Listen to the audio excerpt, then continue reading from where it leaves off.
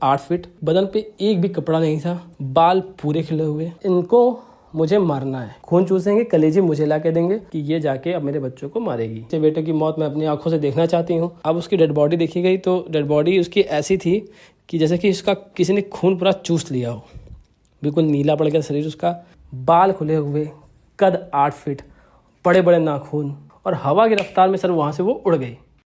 जय श्री राम दोस्तों, आप सभी का स्वागत है अक्षय वशिष्ठ चैनल पर।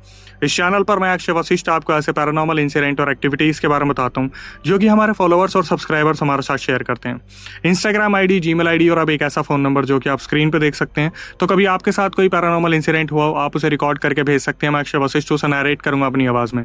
आगे बढ़ने से पहले एक बार धन्यवाद जो आप हमारे इंस्टाग्राम, यूट्यूब को इतना प्यार दे रहे हैं। ये जो रियल इंसिडेंट हम आपके सामने लेके आते हैं, आप में से कुछ लोग हैं जिन्होंने अपने दर्दनाक हादसे हमसे शेयर किए हैं, जो अपनी ज़िंदगी में बहुत ज़्यादा परेशान रहे हैं या अभी भी बहुत ज्यादा परेशान चल रहे हैं। जो लोग नहीं चाहते कि आगे आने वाली जनरेशन अपने ऊपर कोई ऐसा बोझ उठा ले जिसे जिंदगी भर वो अपने ऊपर से हटा ना पाए। दोस्तों, वीडियो में आगे बढ़ने से पहले मैं आपको एक मूवी रिकमेंड करना चाहूंगा, एक ऐसी मूवी जो आपकी रूह कांपने पर मजबूर कर दी। इंसिडेंट है, ये बहुत ही ज्यादा दर्दनाक है, खौफनाक है और इसमें बहुत सारी ऐसी चीजें हैं जो आपको बुरी तरीके से डरा के रख देंगी।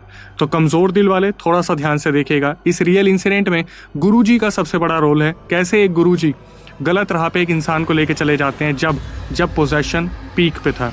आज का पूरा रियल इंसिडेंट हमारे साथ शेयर किया है अभय ने। अभय जो कि कानपुर के रहने वाले हैं।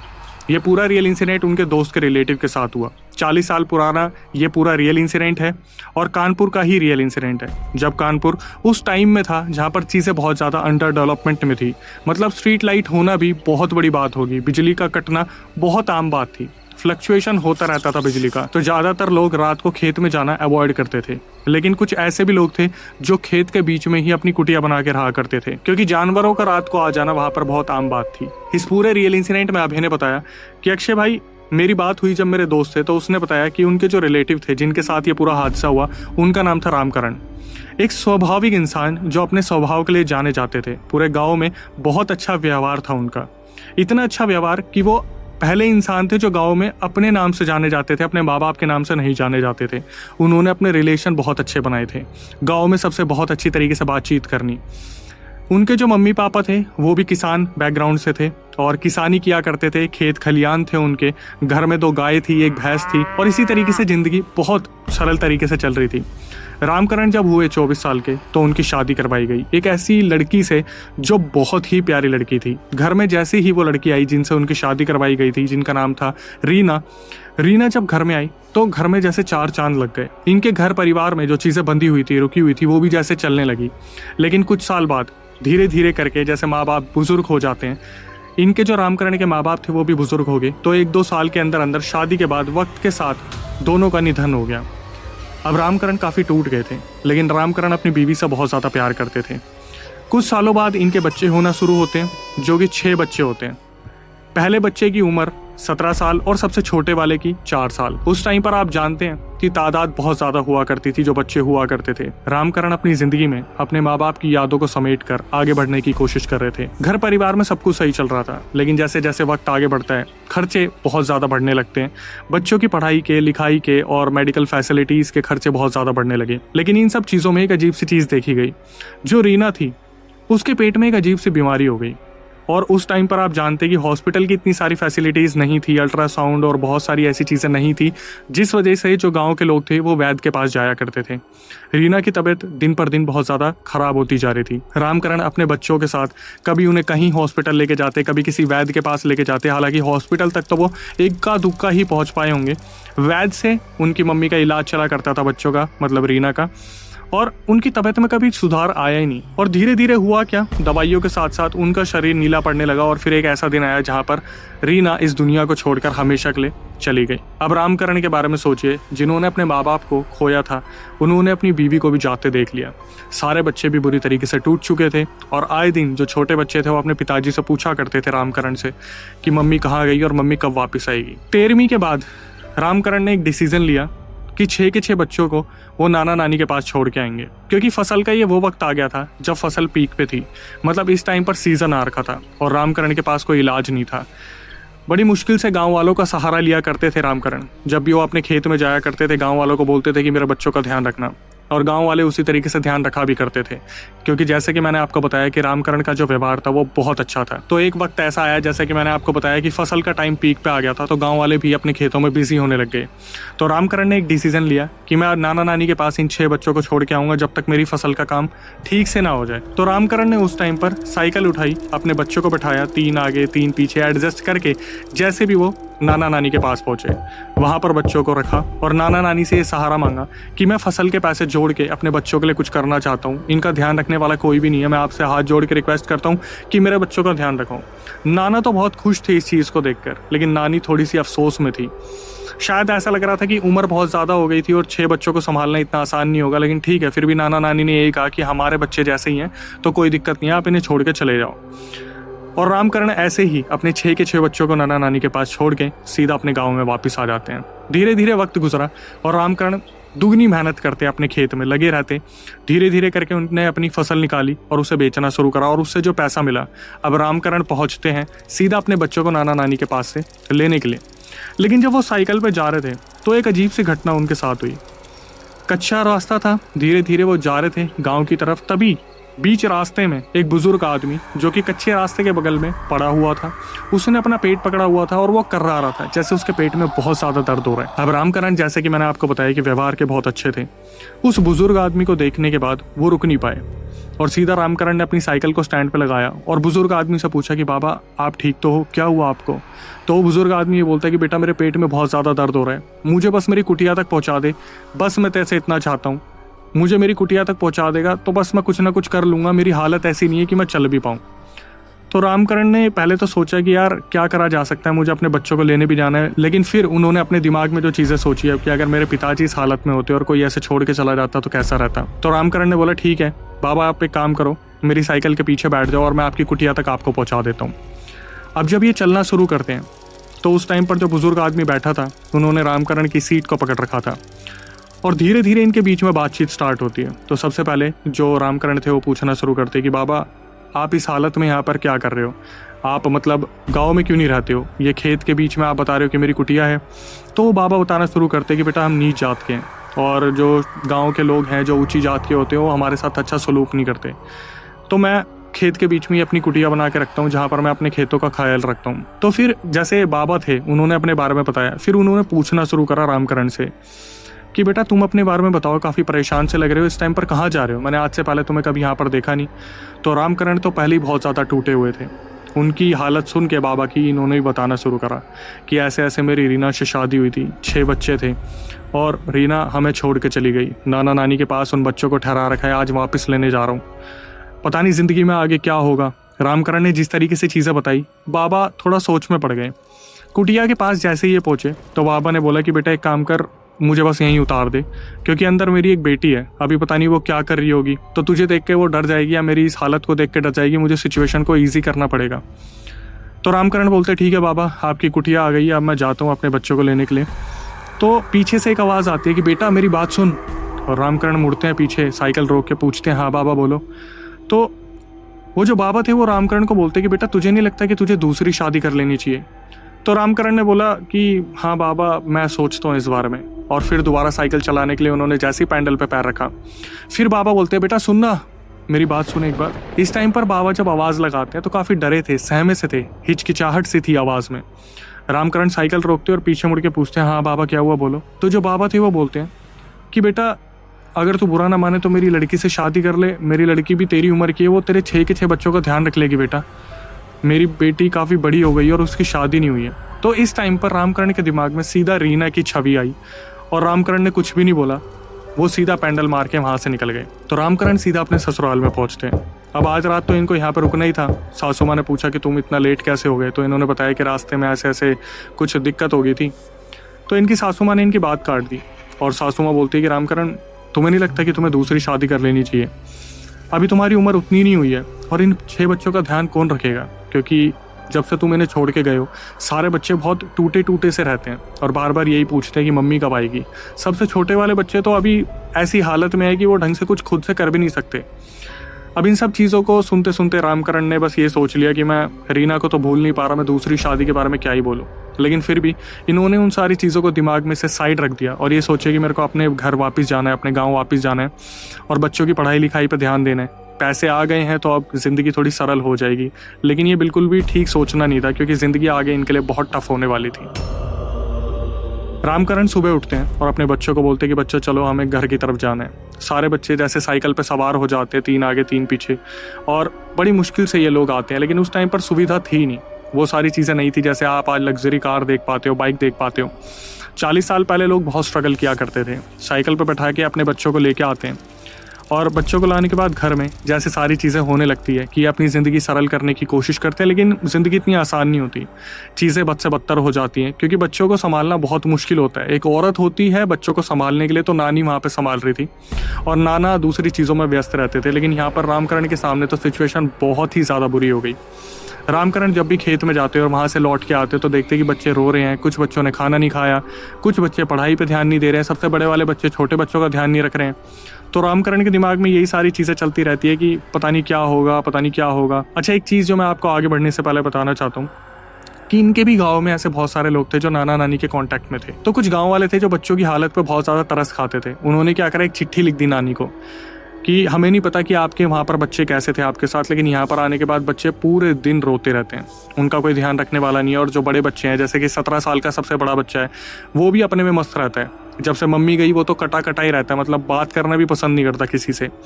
तो नानी ने रामकरण को चिट्ठी लिखी पढ़ने के बाद कि रामकरण, मैंने तुम्हें बोला है कि तुम दूसरी शादी कर लो, अगर ऐसे ही चलता रहा तो इन बच्चों का कुछ नहीं होने वाला, धीरे धीरे ये पता नहीं किस ट्रैक पर चले जाएंगे। और यहाँ से रामकरण चिट्ठी लिखते हैं नानी को कि मैं फलाने दिन आऊँगा आपके पास और उस दिन मैं आपसे इस बारे में बात करूँगा। तो रामकरण ने जैसे कि बोला था कि नानी से वो मिलने जाएंगे, तो 1-2 महीने हो गए थे। चिट्ठी जैसे उन्होंने लिखी थी उसी अनुसार वो प्लान करते कि यार काफ़ी टाइम हो गया, मैं एक बार ससुराल होके आता हूँ, क्योंकि नाना नानी परेशान हो रहे होंगे कि बच्चों की हालत में क्या सुधार आया या नहीं आया। तो गांव में जैसे रिलेटिव्स बन जाते हैं, मामा मामी, ताऊ ताई, इसी तरीके से बच्चों को, आधे बच्चों को किसी के घर पे, आधे बच्चों को किसी के घर पे, एक दिन के लिए बस छोड़ के गए रामकरण। सीधा ससुराल पहुंचे साइकिल उठा के। काफ़ी टाइम लगता था उस टाइम पर पहुंचने में, तो दोपहर हो गई थी, दिन के निकले हुए थे रामकरण। और जब पहुंचते हैं तो नानी यही बोलती कि एक बात बताओ, तुम किस तरीके से चीज़ें चलाओगे, तुम हमसे ये चीज़ें छुपा नहीं सकते कि बच्चों का क्या हाल हो रखा है। गाँव में जो लोग हैं वो हमें सब कुछ बता देते हैं। तो रामकरण जो अपनी चीज़ें छुपा के बैठे थे, उनके दिलो दिमाग में यही था कि अगर मैं दूसरी शादी नहीं करूँगा तो चीज़ें कैसे चल पाएंगी। तो रामकरण सारी चीज़ें रखते हैं नानी के सामने और वो बताते हैं कि लास्ट टाइम जब मैं बच्चों को लेने आ रहा था, मुझे एक बुज़ुर्ग आदमी मिले थे और वो जो बुज़ुर्ग आदमी थे उन्होंने मेरे सामने प्रस्ताव रखा था कि मैं उनकी लड़की से शादी कर लूँ। हालांकि मैंने उनकी लड़की को देखा नहीं है, लेकिन उस बुज़ुर्ग आदमी ने मेरे को बोला था कि मेरी तबीयत ठीक नहीं रहती, मेरी बेटी से आप शादी कर लो। तो मैंने उनकी बात का जवाब नहीं दिया था। तो एक बार चल के देखते हैं, उनसे बात करते हैं। तो नानी पूछना शुरू करती है कि भाई ना जान ना पहचान, कैसा मेहमान, मतलब मेरे को समझ नहीं आ रहा कि कोई इंसान तेरे को इस तरीके से बोल देगा और तू चल देगा। तो जो रामकरण थे उन्होंने बोला कि मेरे को उस इंसान का व्यवहार अच्छा लगा था, बात करने में भी ठीक थे, देखने में कुछ जाएगा नहीं क्योंकि बच्चों की हालत सच में ख़राब है, और एक बार चल के देखते हैं कि लड़की है कैसी। अब जब ये लोग साइकिल पे निकलते हैं तो नाना जी तो घर पे ही थे, नानी निकलती है रामकरण के साथ और पूरे रास्ते यही बात चलती रहती है कि पता नहीं कैसा परिवार होगा, पता नहीं बच्चों को संभाल पाएंगे नहीं संभाल पाएंगे। तो जब ये कुटिया के पास पहुँचते हैं तो वहाँ पर एक लड़की काम कर रही होती है। तो रामकरण सीधा जाके वहाँ पर पूछते कि एक बार ये बताएंगी कि यहाँ पर एक बाबा रहते थे, वो कहाँ गए। तो वो जो लड़की थी वहाँ पर बैठी थी, वो अपने आंसू पोंछना शुरू करती है और बताती है कि बाबा तो नहीं रहे, बाबा को गए तो काफ़ी टाइम हो गया, उनके पेट में दिक्कत थी जिस वजह से उनकी मृत्यु हो गई। तो रामकरण को काफ़ी अफसोस हुआ। अब जो नानी खड़ी थी उनकी नज़र थी लड़की पे कि लड़की बहुत सुंदर है। तो नानी चल के उनसे बात करती कि बेटा अब तू क्या करेगी। तो वो लड़की ये बोलती कि मुझे नहीं मालूम, अब तो जो होगा वो भगवान भरोसे है। तो रामकरण बोलते कि अगर तुम्हें दिक्कत ना हो तो मैं तुम्हारे सामने शादी का प्रस्ताव रखना चाहता हूँ। तो जो लड़की थी वो अचानक से बोलती कि आपका नाम रामकरण है क्या। तो रामकरण काफ़ी हैरान हो जाते हैं और नानी भी काफ़ी हैरान हो जाती है कि अचानक से ये नाम इनको कैसे पता चला। तो रामकरण पूछते कि हाँ पर तुम्हें कैसे पता। तो वो लड़की बताना शुरू करती है कि मेरे बाबा जाने से पहले आपके बारे में बता के गए थे कि एक दिन उनकी तबीयत ख़राब थी तो आप उनको छोड़ के गए थे और मेरे बाबा ने आपके सामने शादी का प्रस्ताव भी रखा था। तो रामकरण को ये जानकर बहुत ज़्यादा खुशी हुई और उन्होंने सीधा सीधा उस लड़की के सामने प्रस्ताव रखा कि तुम एक काम करो, तुम मेरे साथ चलो और मैं तुमसे शादी कर लूँगा। अब ये सारी चीज़ें होने के बाद इस लड़की का सारा सामान बांधा जाता है, नानी हाथ बंटवाती है और ये अपने साथ उस लड़की को लेकर सीधा ससुराल आ जाते हैं। ससुराल से ये लोग बैलगाड़ी करके अपने गांव में आते हैं, कानपुर में जो गांव बताया जहाँ पर सारे बच्चे थे। माँ से मिलवाया जाता है जो कि इनकी नई माँ थी, जिसका नाम था रानी। रानी से मिलवाने के बाद बच्चे, छोटे वाले बच्चे तो काफ़ी खुश थे कि चलो कोई आया देखभाल के लिए। बड़े बच्चे थोड़े कटे कटे से रहते थे। छोटे बच्चों को ये था कि माँ का प्यार मिलेगा, जो भी समझ पा रहे थे। जैसे नानी समझा रही थी कि बेटा इनको मम्मी बोलना, इनको माँ बोलना, और आज से ये आपका ध्यान रखेंगे। रामकरण की और रानी की शादी करवाई गई। धीरे धीरे वक्त गुजरता गया और रीना को बुलाने की कोशिश रामकरण हमेशा किया करते थे और बच्चों को यही समझाते थे कि रानी आज से तुम्हारी माँ है। इस शादी वाली बात को गुजरे 2 महीने हुए होंगे। अब आगे मैं थोड़ा सा आपको रामकरण के घर के बारे में बता देता हूँ। जब इनके घर में आप घुसते हो तो लोहे का गेट है, उसके बाद बहुत लंबा एक आंगन है, राइट हैंड साइड में वॉशरूम है, नहाने की जगह है, और उसके बाद 2 बड़े बड़े कमरे आते हैं, जिसमें एक कमरे में रामकरण अपनी नई बीवी रानी के साथ रहते थे और दूसरे कमरे में बच्चे रहा करते थे। छोटे बच्चे कभी कभार इनके साथ सो जाया करते थे, वरना बड़े बच्चे जो थे वो छोटे बच्चों का ध्यान रखा करते थे सोते टाइम। अब हुआ क्या, रामकरण अपनी ज़िंदगी में बहुत ज़्यादा व्यस्त हो गए, क्योंकि फिर दोबारा सीज़न आ रहा था, चीज़ें फसल की इसी तरीके से चल रही थी। जब ये एक दिन घर वापस आते हैं तो उस टाइम पर देखते कि रानी बहुत ज़्यादा रो रही है आंगन में बैठ के, और उनके हाथ में उनका सबसे छोटे वाला बच्चा है। तो इस टाइम पर रामकरण ये सोचते कि क्या हुआ, बच्चा खेलते खेलते गिर गया, क्या हुआ समझ नहीं आ रहा। और ये आवाज़ें सुन सुन के, जो रोने वाली आवाज़ें थी, गांव वाले भी इकट्ठे हो जाते हैं। तो इकट्ठे जब होते हैं सारे के सारे, और सारे मिलके जब रामकरण के साथ जाते हैं अंदर, देखते हैं तो सबसे छोटे वाला बच्चा जो था वो इस दुनिया को छोड़ के जा चुका था। क्या रीज़न था नहीं पता था। रानी वहाँ पे फूट फूट के रो रही थी और बच्चे की जो हालत थी वो बड़ी ही अजीबोगरीब हो रखी थी। मतलब बच्चे का रंग पूरा नीला हो रखा था। ऐसा लग रहा था जैसे पता नहीं कोई एक ऐसी बीमारी आ गई जो कि शायद इस गांव में नहीं आई है। खैर, इन लोगों ने काफ़ी पूछने की कोशिश करी, वैद्य को बुलाया। वैद्य ने भी यही बोला कि पता नहीं, मैं बीमारी को समझ नहीं पा रहा हूँ, और फिर उस बच्चे को दफना दिया गया। धीरे धीरे वक्त गुजरता रहा। 13वीं के बाद बच्चे का गम जो था वो सर पे तो था ही कि चीज़ें भुलाना बहुत ज़्यादा मुश्किल हो जाता है माँ बाप के लिए। रानी भी फूट फूट के रोया करती थी। 2-3 महीने गुजरे इन सब चीज़ों को। जब घर वाले अपने आप को संभालने की कोशिश कर रहे थे तो एक दिन जब रामकरण अपनी बीवी, जो नई वाली बीवी थी, रानी के साथ उठ के देखते हैं तो बच्चों में हल्ला मचा हुआ था दूसरे कमरे में। रामकरण अपनी बीवी के साथ जाते हैं, रानी के साथ, और जाके देखते हैं कि सबसे छोटे वाले से जो बड़ा वाला बच्चा था वो भी इस दुनिया को छोड़ के चला गया था।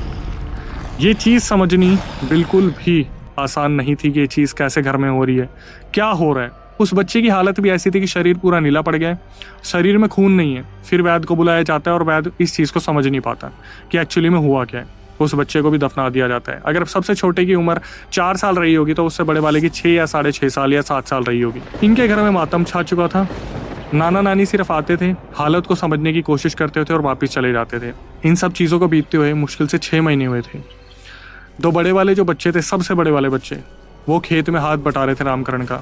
और ये लोग जब वापस आके देखते हैं तो सबसे छोटे वाले से जो 2 बड़े बच्चे थे, मतलब जैसे 6 बच्चे थे, सबसे पहले 2 छोटे वाले गए एक एक करके। फिर जब ये घर वापस आते हैं तो रामकरण देखते हैं कि रानी जो है वो बर्तन धो रही है और दोनों बच्चे आराम से सो रहे हैं। तो जैसे एक पिता का काम होता है, रामकरण अंदर जाके बोलते हैं कि बेटा खाना वाना नहीं खाना, तुम कब से सो रहे हो, ये शाम का टाइम हो गया, शाम को कौन सोता है, रात को सोना, अभी उठो।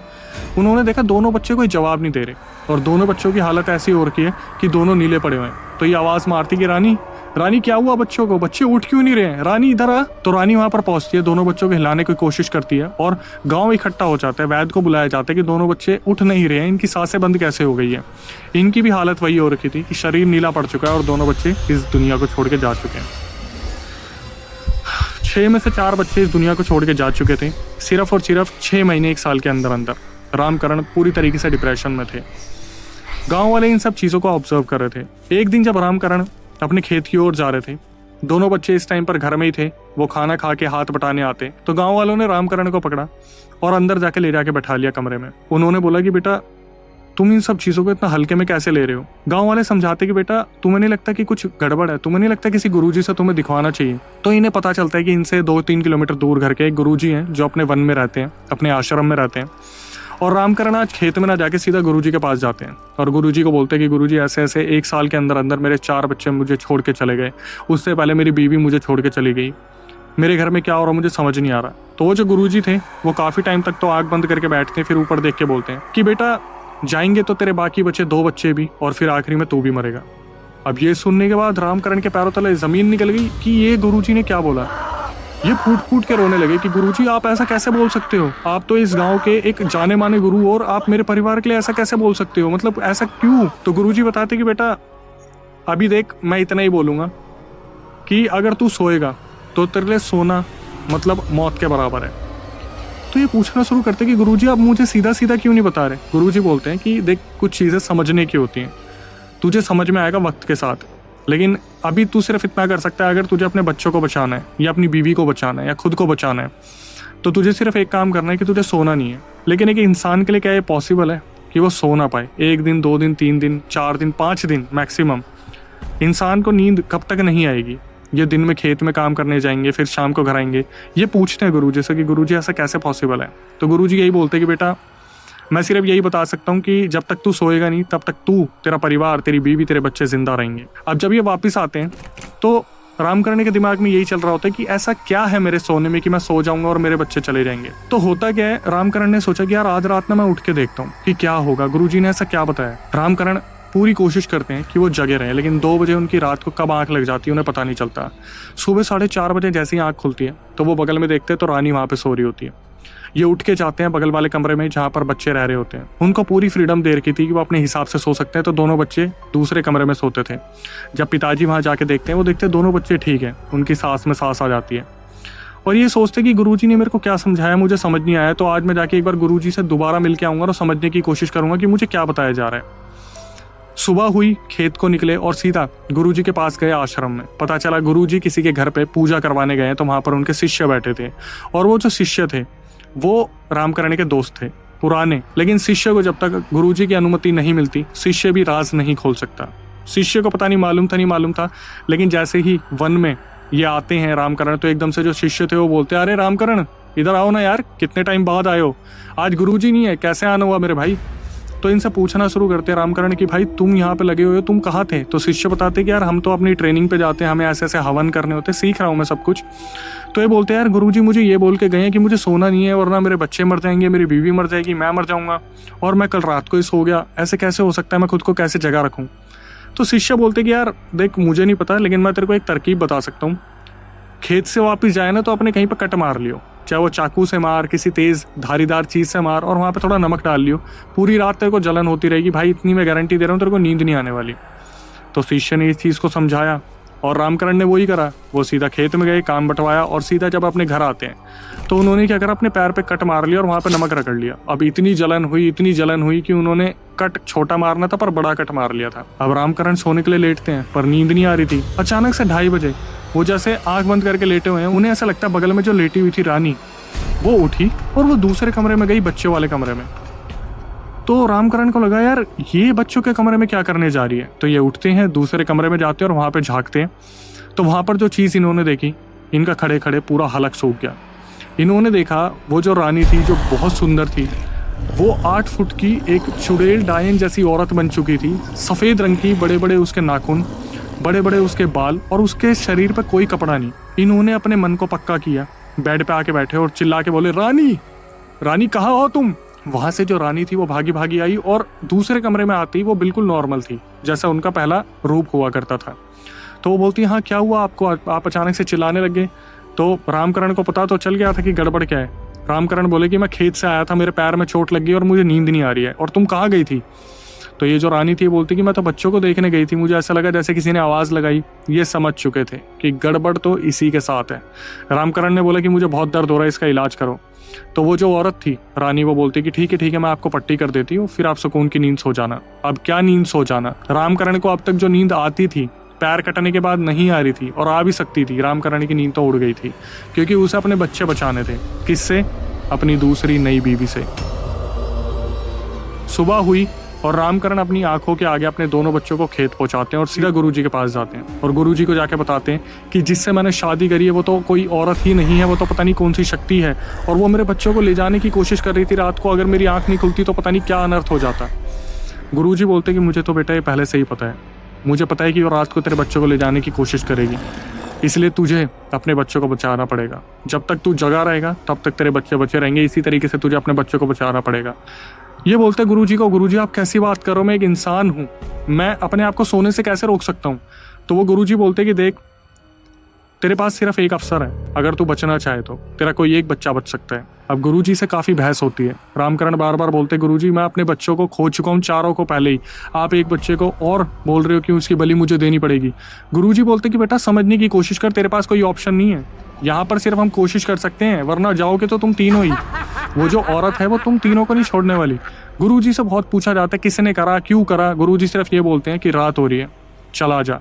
सुबह से लेकर शाम तक इनकी बहस होती रही गुरुजी से। वो बार बार रामकरण रोते रहे उनके पैरों में, अपने बच्चों की भीख मांगते रहे, लेकिन गुरुजी ने एक ही बात बोली कि जितनी जल्दी हो सकता है पहुंच जा और अपने बच्चों को बचा ले। और जाते जाते गुरुजी एक राय देते हैं कि मैं एक राय दूं, अगर तू बचाना चाहता है ना तो अपने 5वें नंबर वाले बच्चे को बचा ले, मतलब सबसे बड़े वाले से छोटे वाले को, सबसे बड़े वाले की कुर्बानी दे दे, क्योंकि सबसे बड़े ने ज़्यादा दुनिया देख ली, उससे छोटे वाले ने दुनिया अभी देखी भी नहीं है। अब एक बाप अपने बच्चे को बचाने के लिए क्या ना करता है। रामकरण रोते रोते घर पे पहुंचते हैं। रानी बर्तन धो रही थी, बस रानी को इतना बोलते हैं रामकरण की मेरा खाना दे दो, मुझे खा के सोना है। अपने पैर में एक बड़ा चीरा लगाते हैं कि आज भी अगर मैं अपने बच्चों को बचा पाया तो बचाऊंगा। गुरुजी ने जाते जाते एक सॉल्यूशन भी दिया था कि तुझे सिर्फ एक काम करना है, हम अपनी तरफ से बचाने की एक कोशिश करेंगे। जब तेरी बीवी उठेगी रानी और एक बच्चे को लेके वहाँ से जाएगी, तुझे मेरे पास भागे भागे आना है, फिर मैं देखूंगा कि उस बच्चे को बचाने के लिए हम क्या कर सकते हैं, लेकिन उस बच्चे की बलि जा सकती है।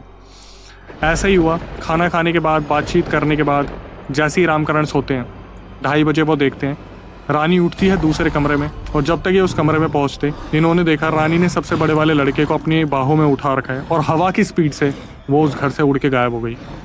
जो इनका 5वें नंबर पे बेटा था उसको बहाना दे दे के इन्होंने पड़ोसियों के घर पे सुलाया था और घर पे ये बता दिया कि 5वें नंबर पे जो बेटा है उसको नाना के घर भेज रहा हूँ, नाना जी की तबीयत बहुत ज़्यादा ख़राब है। जैसे कि गुरुजी ने बताया था कि वो लेके जाएगी और तुझे मेरे पास भाग के आना है। रामकरण ने अपनी आंखों से देखा कि सबसे बड़े वाला जो बेटा था, जिसकी 17 साल उम्र थी, उसको रानी हवा में उड़ा के ले गई।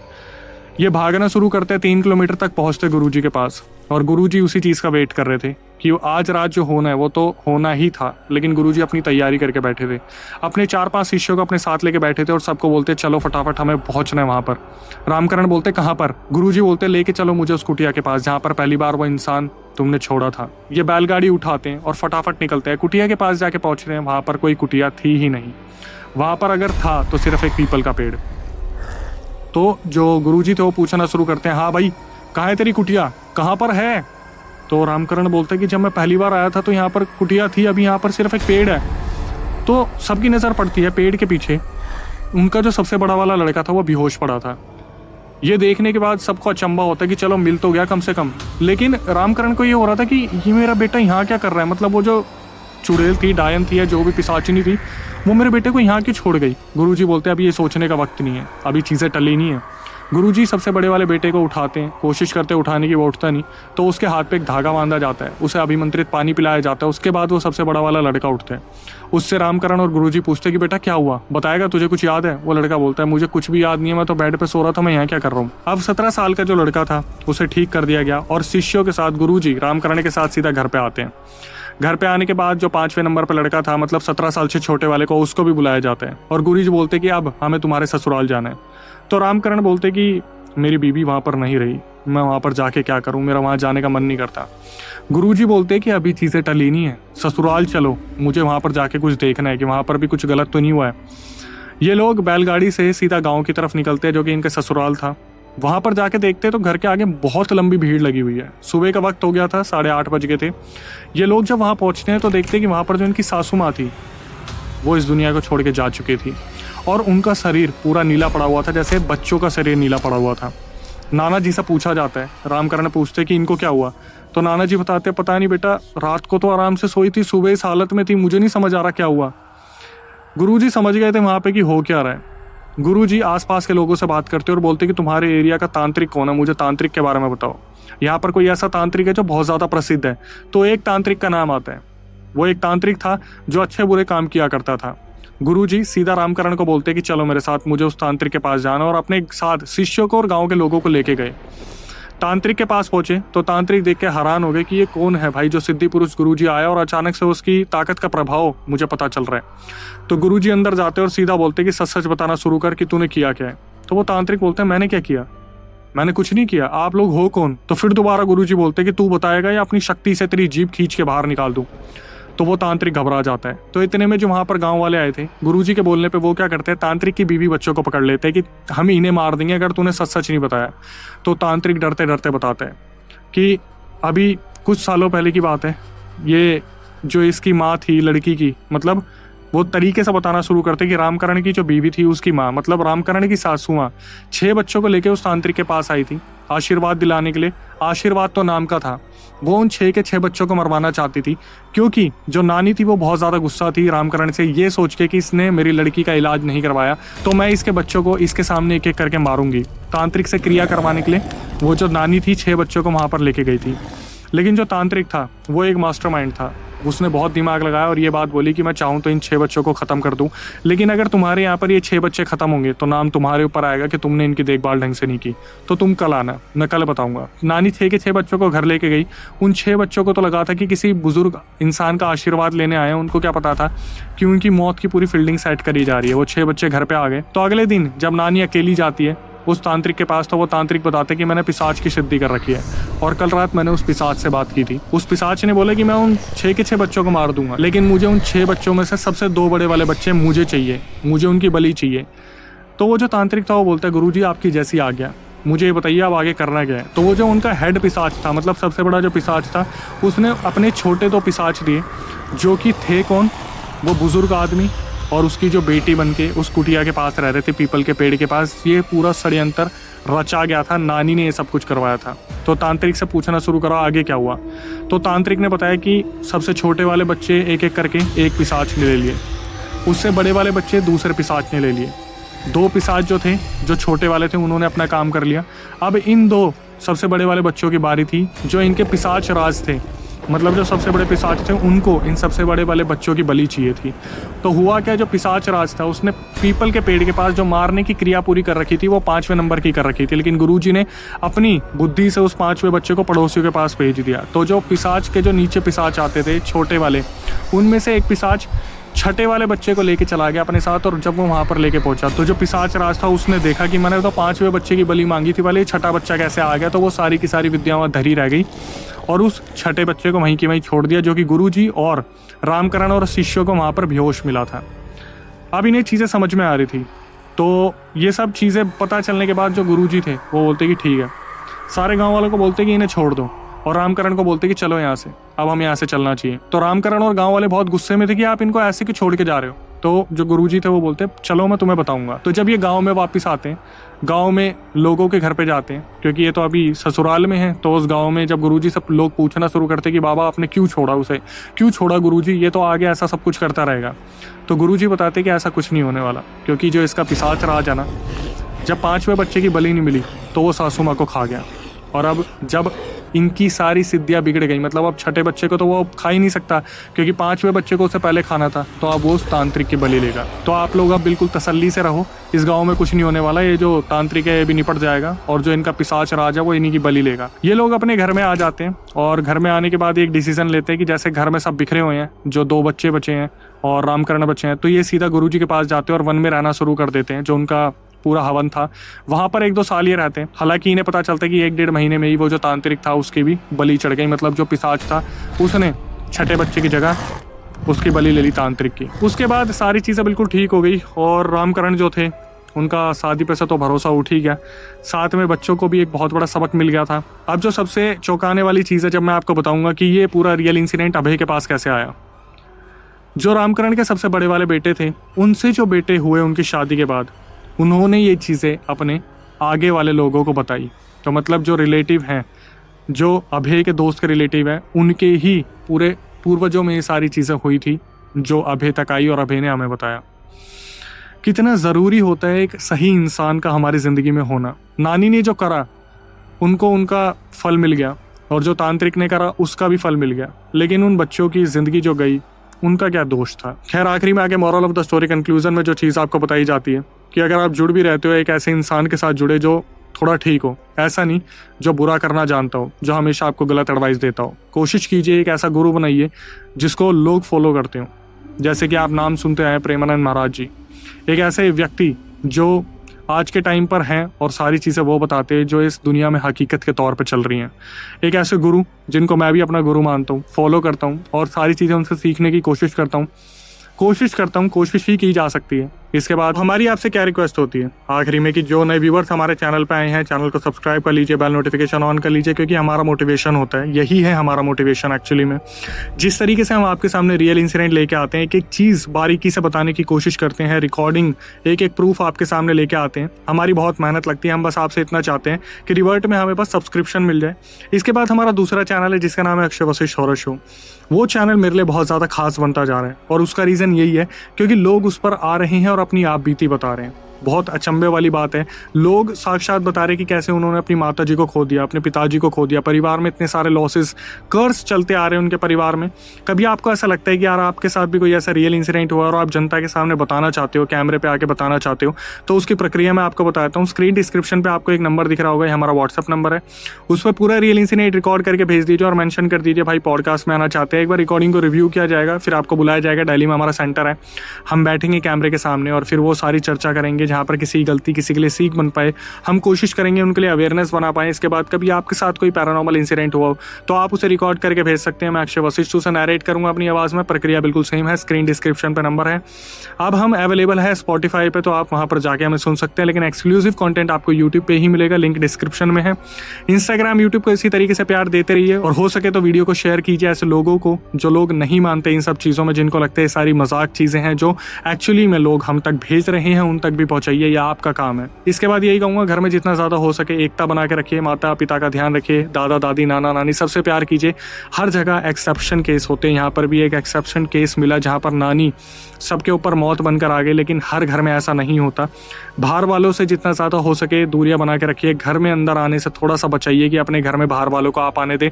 दिया हुआ मत खाइए जितना ज़्यादा हो सके। अपनी परिवार के छोटे बच्चे भाई बहनों को सबको समझाइए कि ज़िंदगी में क्या चल रहा है पैरानॉर्मल से रिलेटेड। इसके बाद यही कहूँगा, नई वीडियो नए पॉडकास्ट आने तक stay tune with the channel. क्योंकि रामकरण ने मेरी बेटी को मारा है, अगर वो उसका अच्छे से इलाज कराता, अच्छे से देखभाल करता तो शायद वो बच जाती। तो मैंने उसको समझाया कि अगर यहाँ बच्चे मरेंगे तो तुम्हारे ऊपर बात आएगी कि तुम्हारे देख रेख में बच्चे छोड़े गए थे, कैसे क्या हुआ क्या नहीं हुआ, तुम क्या जवाब दोगी। मैंने उसको एक योजना बताई कि तुम कल आना, मैं तुमको बताता हूँ क्या करना है। तो पिशाच ने उसको बोला हुआ था मैं तुमको 2 पिशाच देता हूँ अपने, और जो 2 बच्चे बड़े वाले हैं वो पूरे बच्चे मुझे चाहिए। इसकी सास ने ही तांत्रिक पर जाके उसके 6 बच्चों को मारने की बात की थी।